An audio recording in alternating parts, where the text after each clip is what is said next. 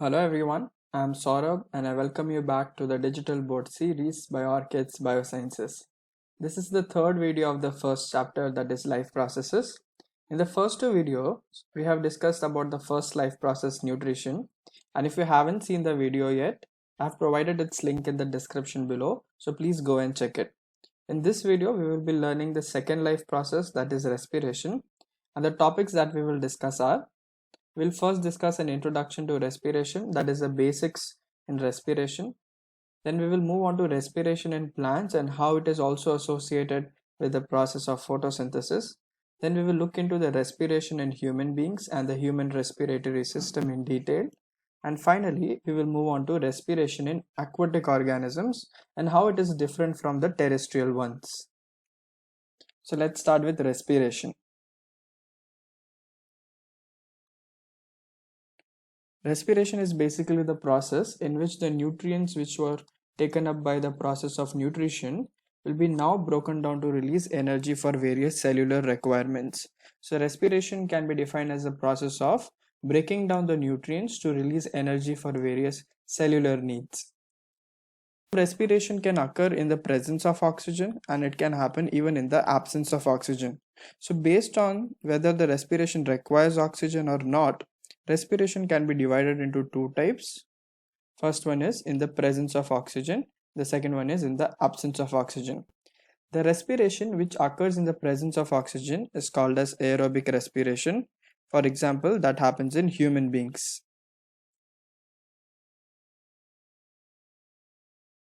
But if there is no requirement for oxygen or if there is absence of oxygen in the process of respiration, we call it anaerobic respiration. And this happens in case of yeast. So based on the oxygen requirement, the respiration is classified. Irrespective of the fact it is aerobic or anaerobic respiration, the first step in the process of respiration remains same. And the substrate which is required to produce this energy is glucose, and the major source of glucose is carbohydrates which come into our body through the food that we eat. So let us see how the process of respiration occurs. The first step is the glucose, which is a 6 carbon molecule because of the molecular formula C6H12O6. This glucose, which is a 6 carbon molecule, will be converted to 2 3 carbon molecules, and this is called as pyruvate. So irrespective of the fact it is aerobic or anaerobic respiration, that is it requires oxygen or not, the first step will be the glucose in the cytoplasm will be converted to a 3 carbon pyruvate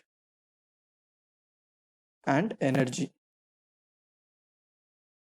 Glucose is 6 carbon and pyruvate is 3 carbon. From this step, it will be different in case of aerobic and anaerobic respiration. Let us first see what happens in aerobic respiration, that is in the presence of oxygen. So in the presence of oxygen or in aerobic respiration, what happens is this pyruvate is converted to carbon dioxide, water and energy. And this takes place inside the mitochondria. So if we see in aerobic respiration, oxygen is taken in and carbon dioxide is released out.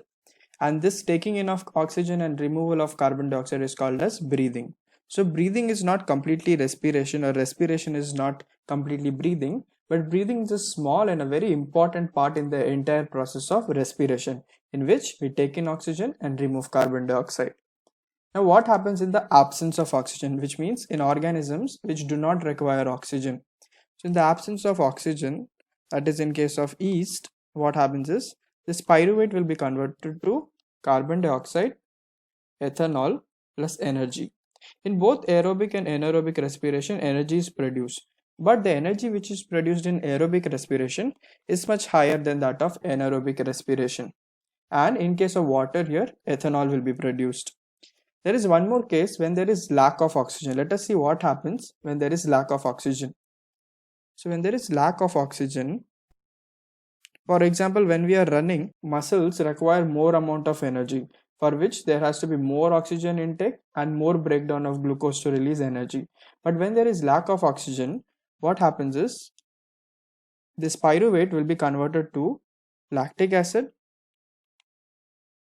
and energy. And this takes place inside our muscle cells. Here also energy is produced, but along with energy, lactic acid is produced. And this lactic acid is responsible for causing cramps in our muscles. So now we have seen how the glucose is converted to pyruvate, that is in the cytoplasm. Then pyruvate undergoes different reactions based on it is taking in oxygen, or it is happening in the absence of oxygen, or if there is even lack of oxygen. So this is the basics of the process of respiration. The energy that is produced by the process of respiration will be now utilized to synthesize ATP molecule. ATP stands for adenosine triphosphate. Let us see how it is synthesized. In our cells, we will be having ADP, that is adenosine diphosphate. The energy which is produced as a result of respiration will be used to combine this ADP with another phosphate and will be utilized to produce ATP. Then this ATP will be fueling various cellular processes. So the energy which is produced by the process of respiration will be now utilized for the production of this ATP molecule, which acts as a fuel for various cellular processes. Now let us see how respiration happens in plants and how it is associated with the process of photosynthesis as well. The gaseous exchange in plants is different in case of day and night. First, let us see what happens in the day or during the daytime. During the daytime, we know photosynthesis is happening. So by the process of photosynthesis, plants take in carbon dioxide and release oxygen.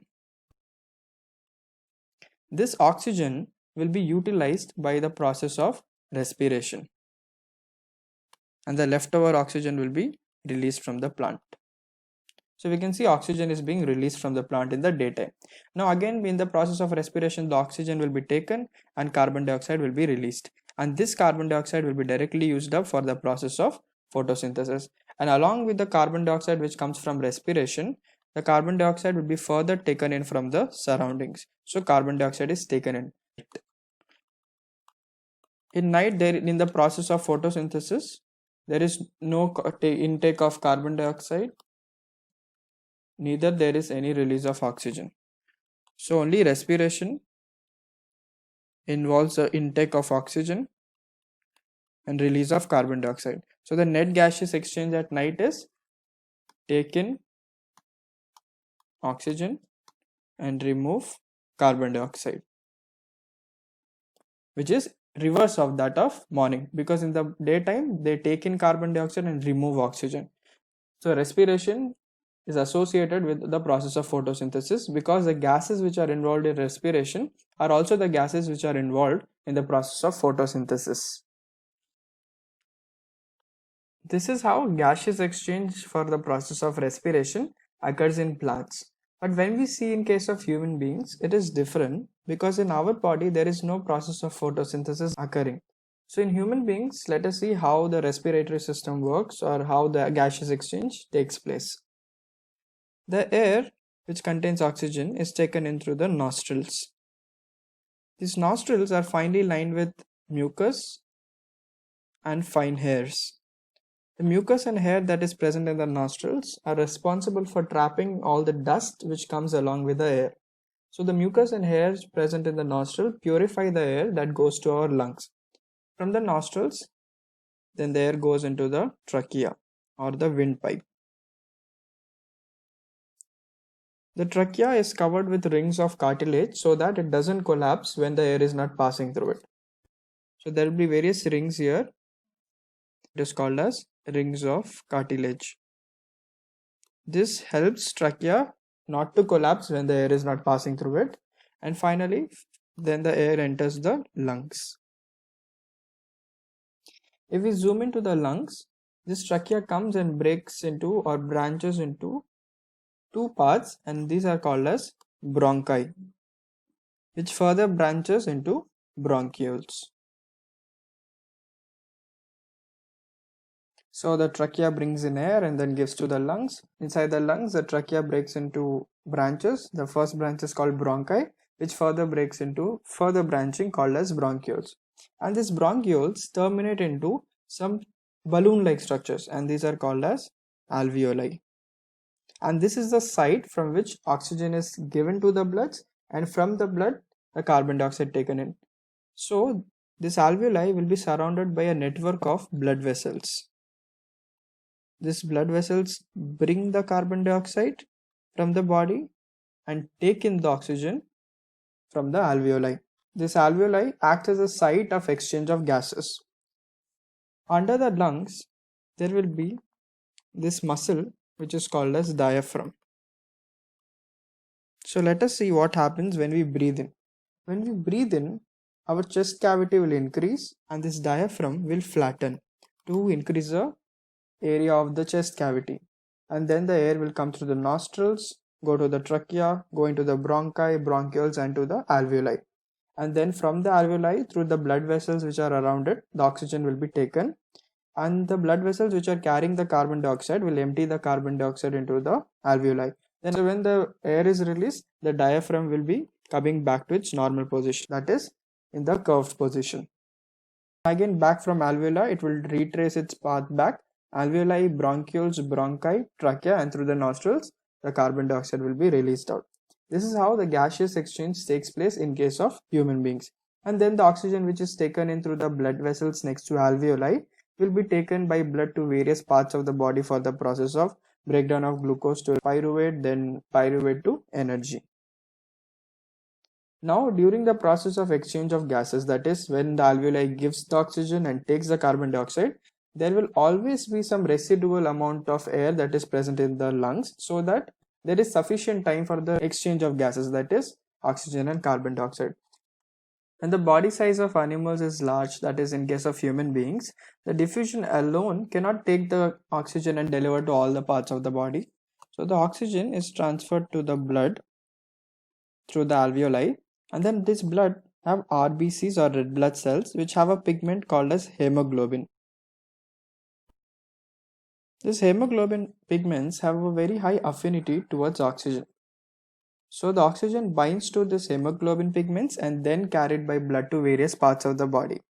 But in case of carbon dioxide has much greater solubility in water when compared to oxygen. So carbon dioxide will be dissolved in the blood and carried to various parts of the body. So this is how oxygen and carbon dioxide through blood is carried to various parts of the body. But when we see in case of aquatic organism, the rate of breathing in aquatic organisms is much faster or higher than that of terrestrial organisms, because the oxygen that is present in the air is much more than the oxygen that is present in water. That is why in the aquatic organisms,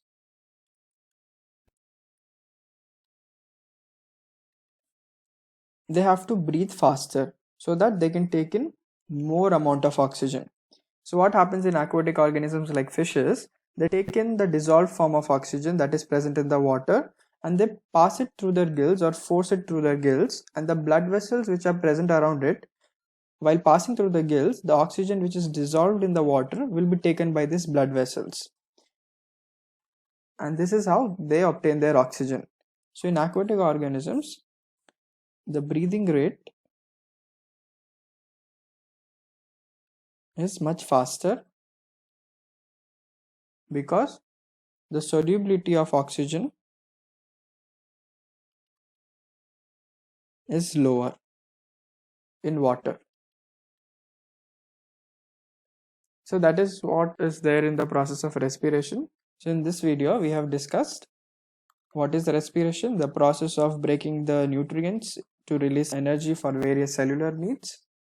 Then under that, first we discussed the basic process of respiration in which glucose, which is a 6-carbon molecule, was broken into pyruvate, and then based on whether it is aerobic, that gave carbon dioxide, water, energy.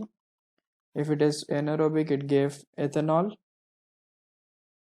carbon dioxide, energy, and if there was lack of oxygen, it gave lactic acid, which causes the muscle cramps and energy. Then we learnt about the respiration in plants, that is how it is associated with photosynthesis, and in day we saw that they take in carbon dioxide and release oxygen, and at night they take in oxygen and release carbon dioxide. Then we came to the respiration in human beings. And then we saw how the air is taken in, that is from nostrils, which contain the hair and mucus to trap the dust. Then it goes to the trachea, which branches into bronchi, and this further branches into bronchioles, and it ends into balloon-like structure called as alveoli, which is the site of taking in of carbon dioxide and releasing of oxygen. Then we also discussed the process of respiration or the breathing, which is a part of respiration or the gaseous exchange in case of aquatic organisms. And we saw that in aquatic organisms, the rate of breathing is much higher than that of terrestrial organism, because the oxygen that is dissolved in water is lesser than the oxygen availability in the air. So they have to breathe much faster than the terrestrial ones to take in the oxygen which is present in the water. With this, we come to the end of respiration. In the next video, we will discuss the process of transportation, that is how the blood is transported to various parts of the body, and then how transportation occurs in plants, which forms a third life process. Thank you so much for watching the video. If you like this video, don't forget to hit the like button, share it with your friends, and subscribe to our YouTube channel.